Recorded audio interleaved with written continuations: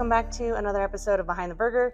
I'm Caroline Romo, the Executive Director of the New Mexico Beef Council. We're here in Farmington for the Stockmanship and Stewardship event, and I'm here with Mr. Dean Fish from Arizona. Thank you so much for joining the podcast. First, can you introduce yourself and start with who you are and why you're here, maybe? All right, I'm tickled to be here. Thank you for having me on this. This is a great opportunity. I love getting a chance to share. If anybody ever wants to talk about cows, I'm in. So I love it. I love it. Me too. So my name is Dean Fish. I ranch in southern Arizona.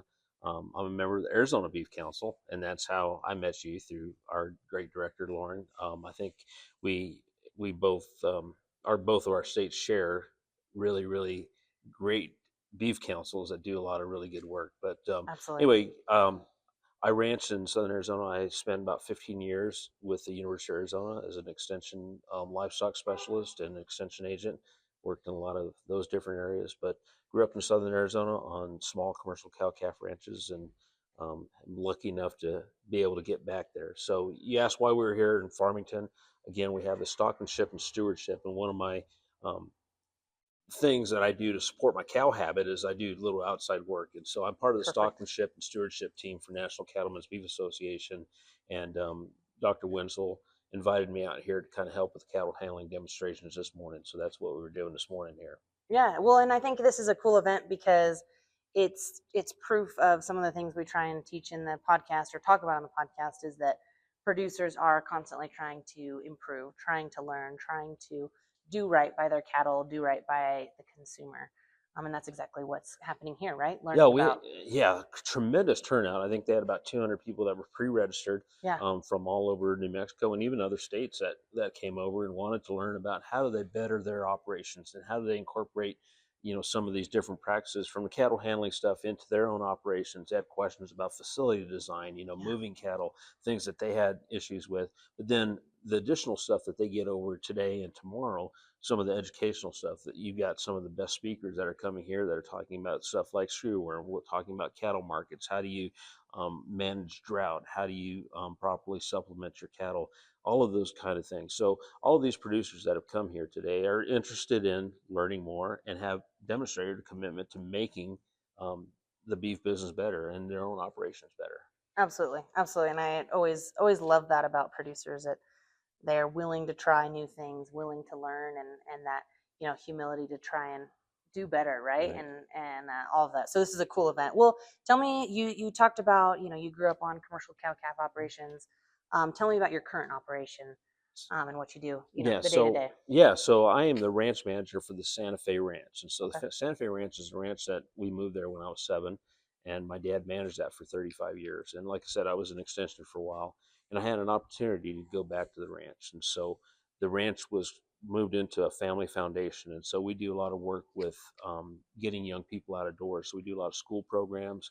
We do a lot of, and they get ag literacy whether they want it or not because of my bias and my background, because we think it's important for young people to know where food comes from. Even in a rural area like where I'm at, it still comes from Safeway or Walmart. Right. And so we do a lot of the ag literacy stuff. We do a lot of school groups. One of the coolest programs we do is we work with the special needs community. Oh, wow. And so we have animal therapy. We have different activities for them. And so it's just a tremendous opportunity to kind of do some of that stuff.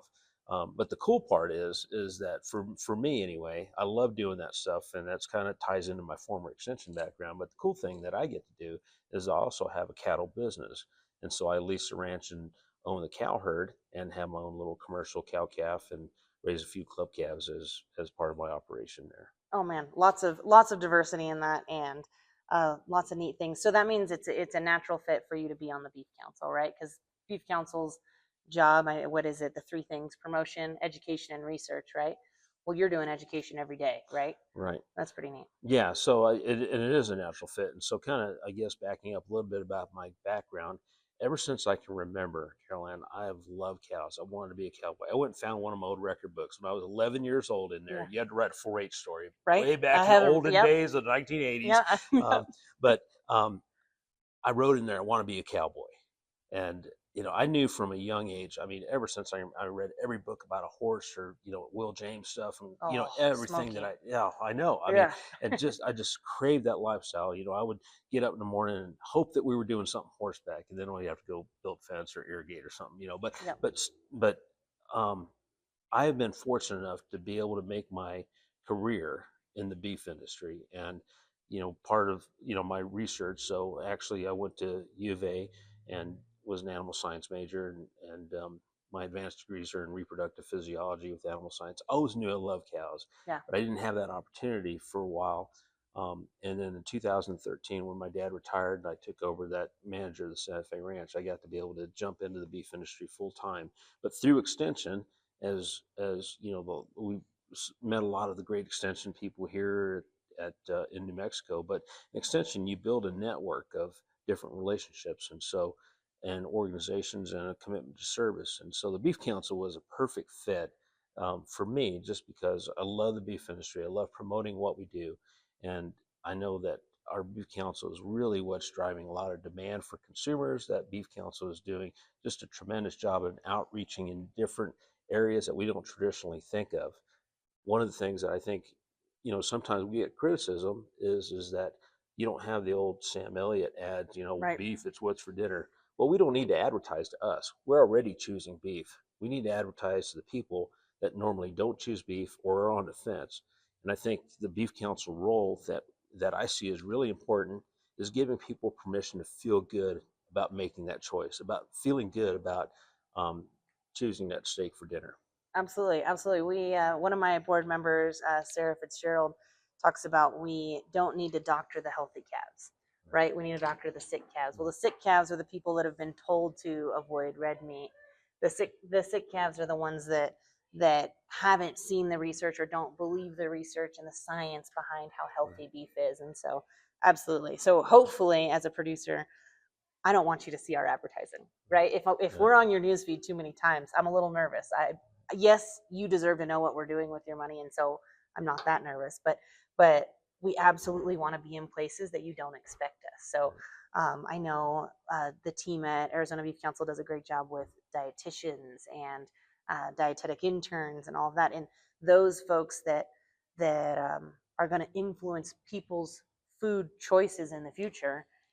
That's huge, right? The New Mexico and Arizona align perfectly on that. We love to focus on dietitians. That's absolutely a great thing. So, absolutely, we love Sam Elliott. We love Beef It's What's for Dinner. We say Beef It's What's for Dinner at the end of our podcast, in the role that runs after, and absolutely, it's an iconic brand.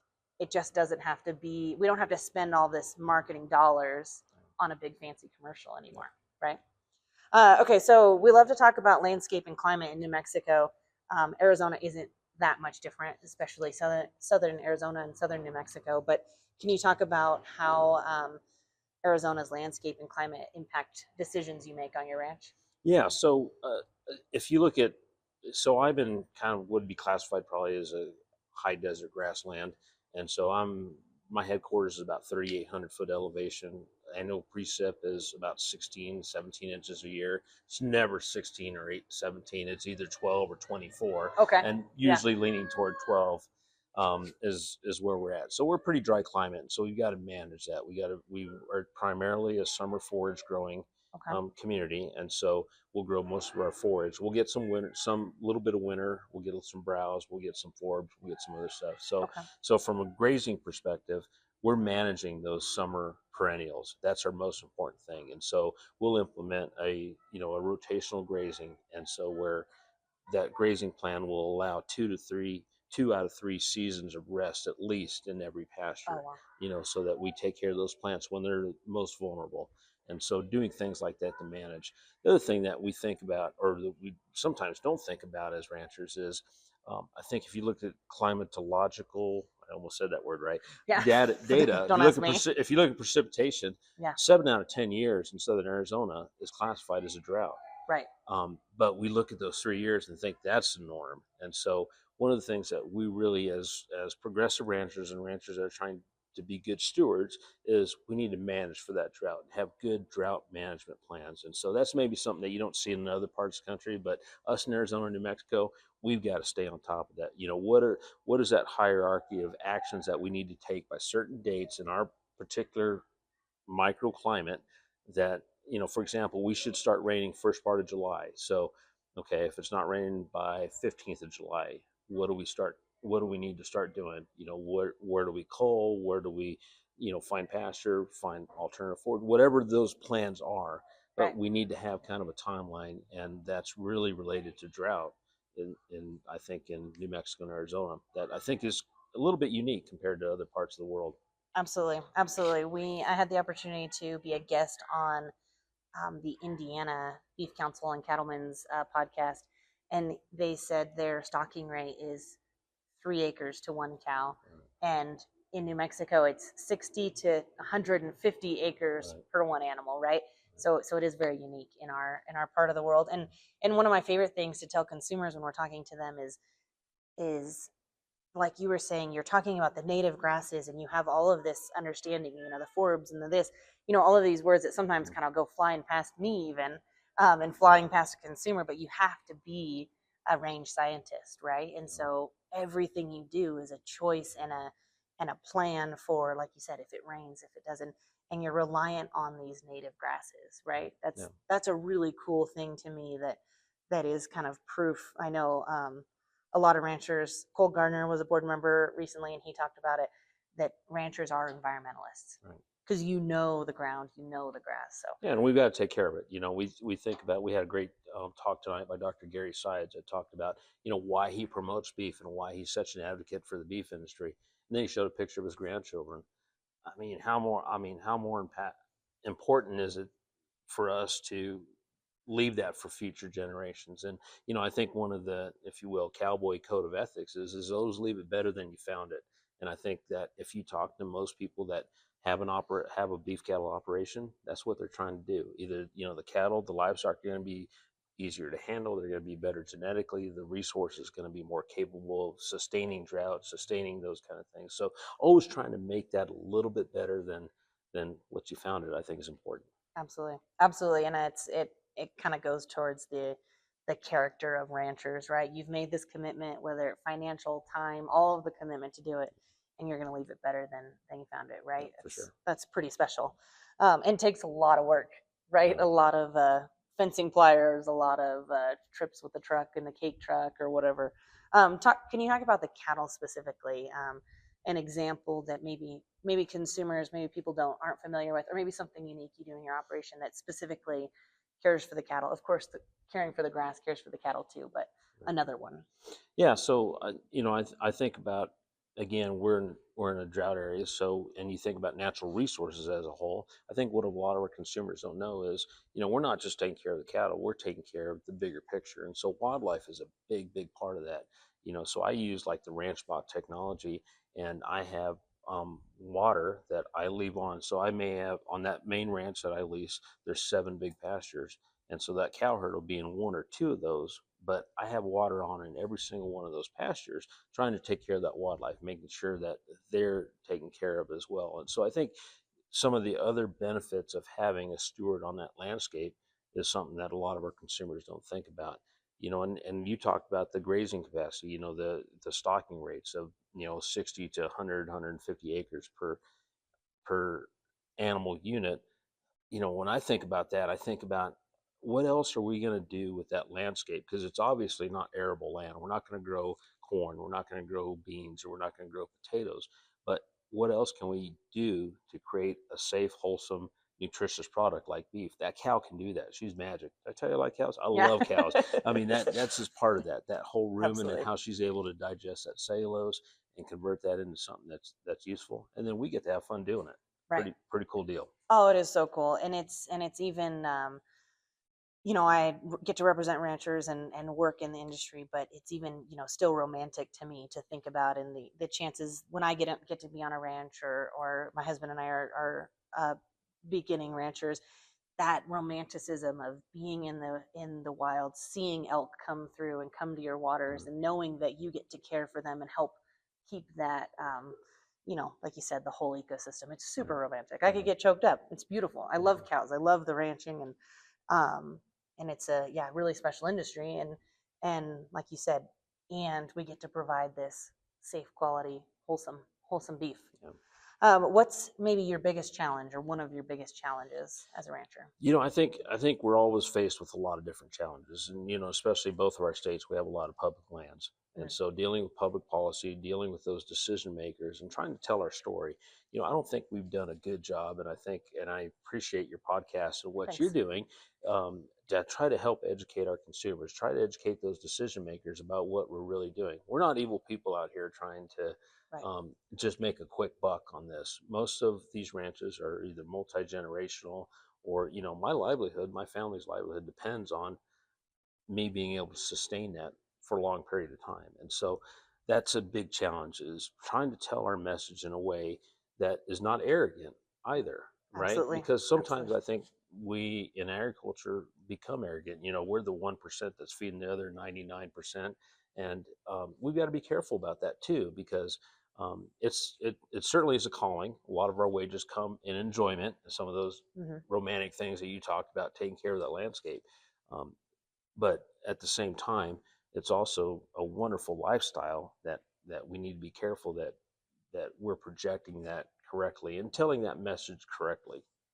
Absolutely. Absolutely. Totally the goal of the podcast. And even, I think I might have talked about it in the last podcast or another one. One of our guests said one of his biggest challenges was that storytelling, kind of similar to what you're saying. And there hasn't always been a platform. There also hasn't always been a receptive audience, right? Not all consumers wanted to. And sometimes I think we even wanted to educate the public.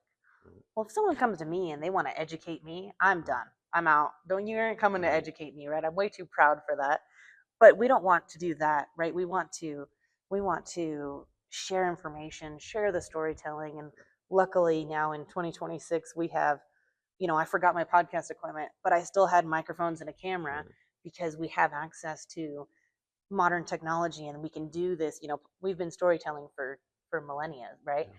Now we can storytell in a digital format. So absolutely, I think now is a great time to try and take that momentum forward, and keep telling the story. Especially for a lazy guy like me, it doesn't like to write. Yeah, right. I don't want to write. But I can sure talk. Nobody should give me a microphone.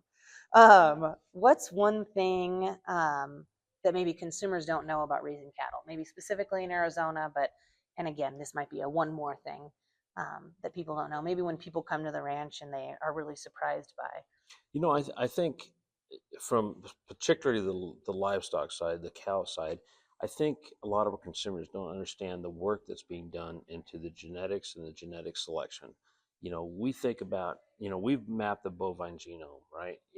We don't know what all those genes do and all those interactions, but we're getting a pretty good idea of predictability in those genetics. And so now we're able to take a little tissue sample, find the genomics, and select replacement heifers based on what our qualifications or our criteria are. We know that, say, a 1,200-pound cow, there can be two of those that, to keep them in a body condition score of 5, one's going to eat 60 pounds of forage, one's going to eat 40 pounds of forage. There's some feed intake differences. There's some efficiency differences.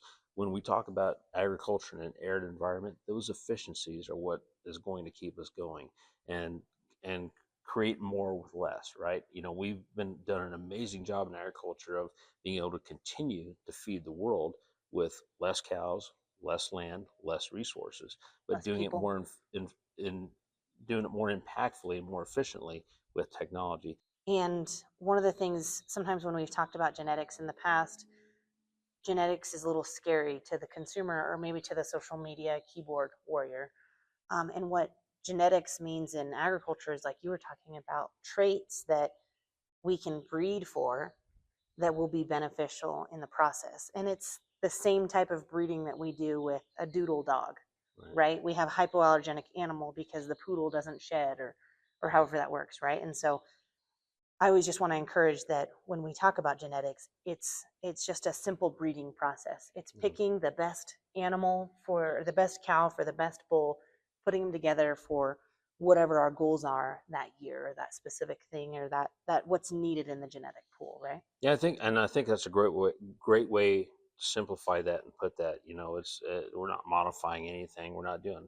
I think about what tool my dad had. When he was starting to breed cattle. And he basically had phenotype, and basically looking at what the visual, doing a visual appraisal of an animal, and trying to match it up with something else that visually looked the same. Then EPDs came along, right, and those were expected progeny differences, and those were calculated based on progeny performance. And so if a bull had a certain number of sons and daughters, and they could identify different characteristics and develop a number that gave some type of predictability to those calves. Now with the genomics, it's just basically more information. It's an in-depth information that knows that you can use the phenotype, you can use that bull's brothers, sisters, parents, whatever. But now the genetics that are actually going to quantify those breeding decisions. And so we're able to make much more rapid and better advances in our selection of livestock. Absolutely. It's amazing to see how far it's come, and even still me trying to understand those EPDs, the expected progeny differences, looking at those, birth weight. If you have a younger female, right, you heifer, you're going to have the lower birth weight, or attempt for the low birth Right. weight. But then you want the low birth weight, but maybe a higher weaning weight, if that's a possibility, right? Because you're still thinking about the animal at the, later on in the process. So there's so many decisions to be made, and the more information you have at your fingertips is obviously going to make you Absolutely. a better rancher, better operator, just like in any business. Do you have a favorite story or funny story to tell that you can think of? Yeah, well, for your audience, Yeah. I'll have to probably tone that down. No, I think one of the funnest things. So I'm here doing stockmanship and stewardship, and so I kind of got that gig. I think 13, 14 years ago, working for the National Cattlemen's Beef Association. I was just a roadie, right? Yeah. And so I was there to help set up the pet chutes, set up the arena, kind of haul cattle in, do whatever was needed. And so after a couple of years, I think either Kurt or Ron didn't show up, and so they threw me in the arena to do a presentation. And so anyway, at the cattle convention, um, they would film those parts of the demonstrations of so forth. And so the producer told me, "Hey, you're going to be on TV, Wednesday night." Yeah. So of course I get, I'm a pretty big shot, so I go and tell my mom. I'm like, "Mom, you better tune into RFD TV because Old Dino's going to be on TV." And so the only shot they had of Old Dino, I was sweeping. No. So my mom's like, "Yeah, pretty big deal there, Yeah. Mejito."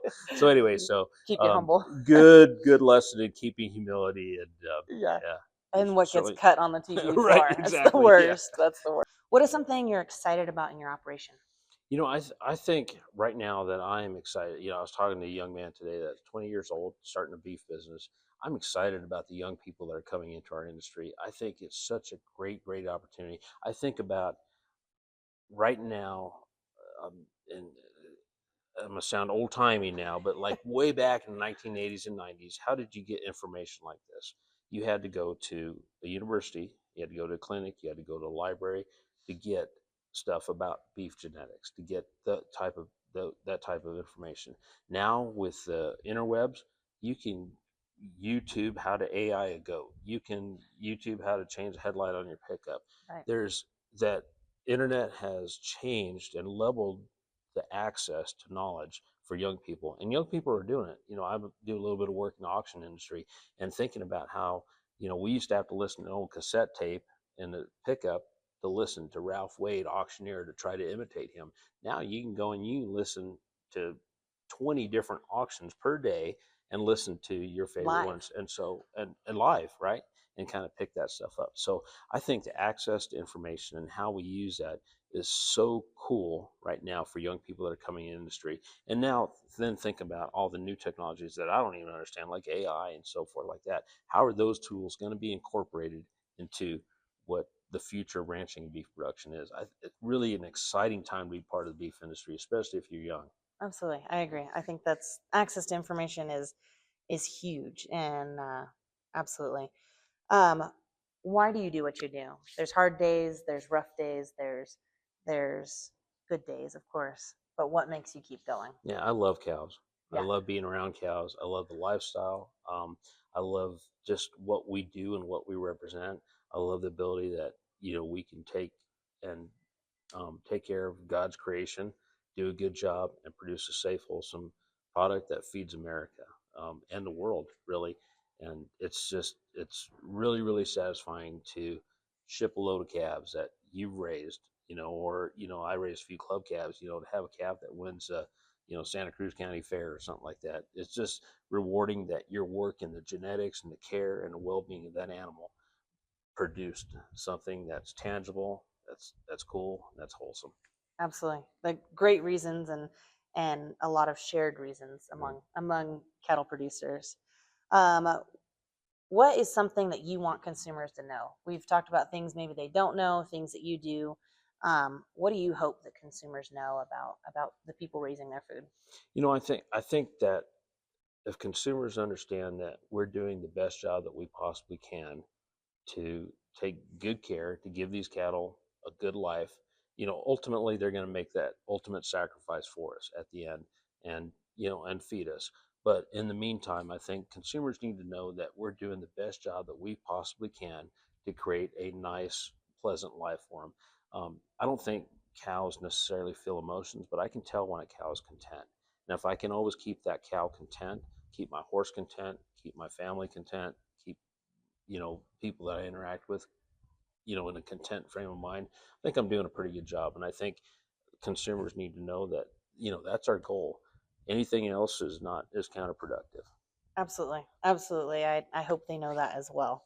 What is your advice if someone is going to follow in your footsteps, whether it be branching, advocacy, education, all the things you do? What's advice to those folks? I think number one is just get involved. You got to have a sense of curiosity.